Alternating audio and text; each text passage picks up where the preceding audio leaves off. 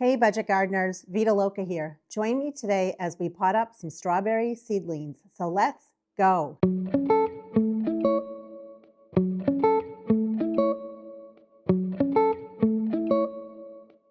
I live in New Hampshire. I garden in USDA Zone 5B.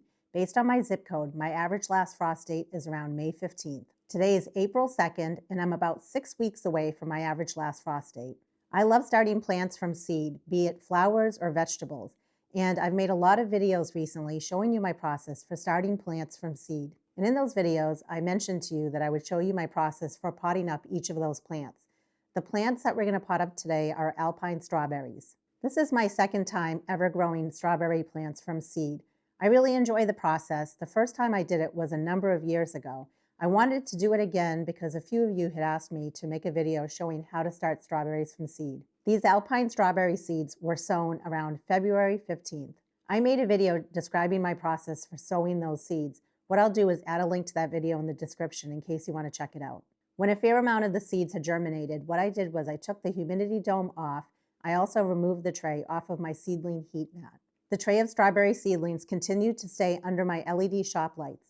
They come on at 5 a.m., they go off at 9 p.m., so they're on 16 hours a day. In order to prevent leggy seedlings, I keep my lights about 2 to 3 inches above the plants. When it comes to watering, I bottom water my seedlings. It's better for the plants, and also it prevents fungal issues such as damping off. After the cotyledon leaves appeared, I waited for the first set of true leaves to appear.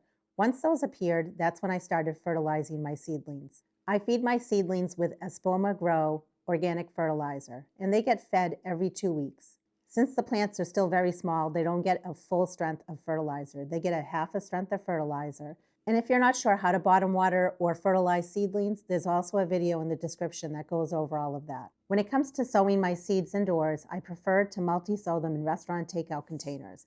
And the reason is the containers are nice and small, they don't take up a lot of room, and that way only the seeds that are going to germinate will germinate. I can prick the seedlings out and then I can pot them up. This process really works for me, and the reason is it ensures that the trays that I have under my grow lights are pretty much full, that I don't have just 50% or 40% germination. I have close to 100% filled up trays under my lights. A number of weeks ago, I began the process of pricking out and potting up my strawberry seedlings, but then I didn't get back to it until this morning, and I continued pricking out and potting up the seedlings.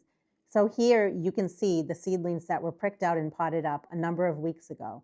They look much bigger compared to the seedlings that I just pricked out and potted up this morning. And that's totally fine. What will happen is those little seedlings will catch up to those bigger seedlings. I still have plenty of time before I can even bring these plants outside to get hardened off. So I'm glad I'm finally getting around to doing this process.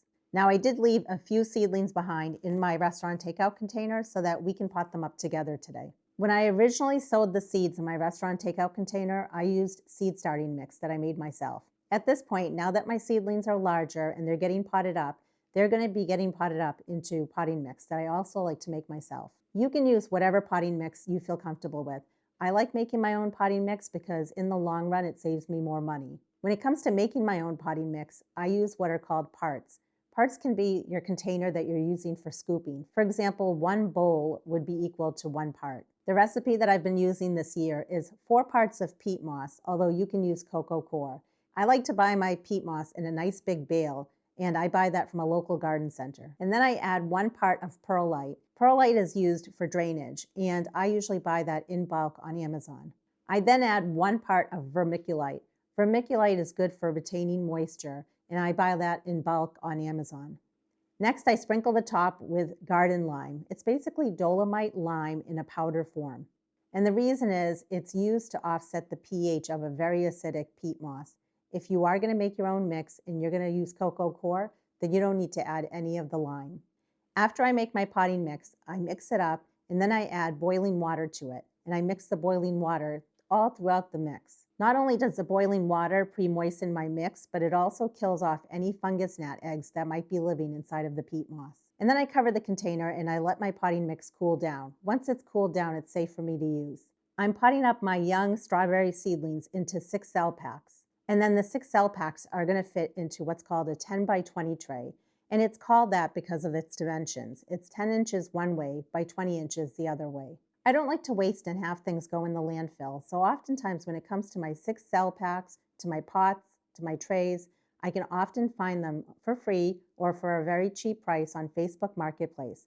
Also, many people that I know that garden also end up with these extra containers and pots, and they're happy to share them with me. I have a backyard plant nursery, and many times I get donations of pots and trays that way as well. And then finally, there's a garden center close to me that has a recycling bin, and that's another place where I get a lot of this type of material. So I highly recommend if you do want to find trays or pots for free, check out those kind of resources. Okay, let's go ahead and pot up the rest of the strawberry seedlings together. When it comes to your potting mix, you want to make sure that it's not dripping wet. So when you squeeze it, there should be no water dripping from it. However, when you let go, it should hold its form, and that tells you it's the right consistency. Here's the 6 cell pack that we're going to use, and notice it has drainage holes in the bottom. That's very important. Whatever container or pot you use needs to have drainage holes in the bottom. Let's go ahead and add our potting mix to our 6 cell pack. It's very important that you fill up your 6 cell pack to the top. You want to press down, and the reason for that is you are trying to get rid of any air pockets that might be in there. If there are air pockets in there, that can cause a lot of issues, and one of the main issues is when it comes to bottom watering, you may not be able to fully bottom water a particular cell. Also, make sure that you're not pressing down too hard, because if you press down too hard and compress the soil, it's going to cause problems for proper root development. When it comes to potting up seedlings, always add a label so you know what the seedlings are. I like to use a pen to make a hole inside of each of the cells.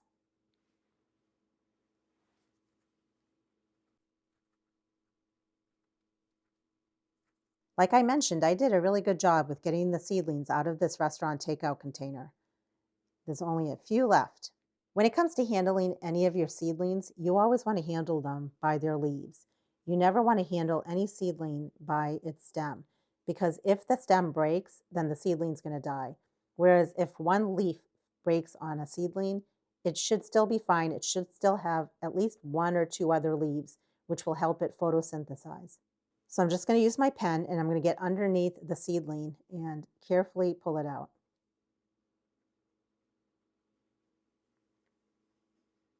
And they're all coming out, which is really nice.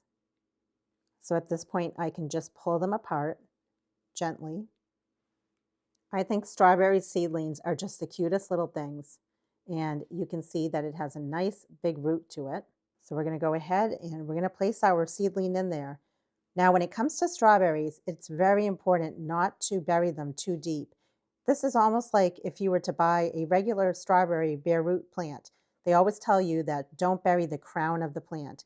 I'll show you close up what the crown looks like on another seedling.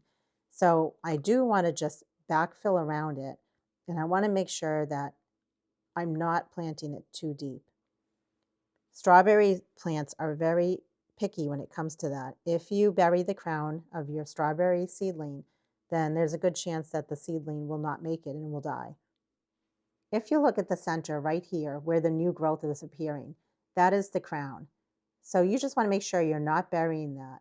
You're just barely burying the seedling to the base of the plant. You don't want to bury it much past this part right here. So I'm just trying to guide my plant in there. And I'm just trying to show you a side profile. You can see that as we backfill around it, we do not want to cover the crown.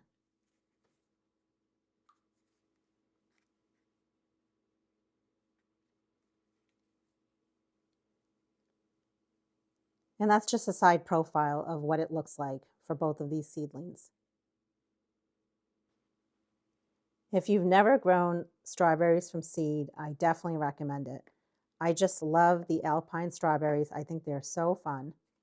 And it's okay to bury the plant right here where the initial first leaves that are called the cotyledons, if you bury those. At this point, the cotyledons don't have much of a function. You just want to make sure that the crown is not buried, and you also want to make sure that the true leaves that are up here, that those are not buried. So we're just placing that in. Again, we're just going to backfill around the seedling. And you want to make sure that your seedling is good and firm when you place it. And again, right there is where the crown will be coming up. So it is planted at just the right depth. So we have a couple of seedlings here, so I'm just gently pulling them apart.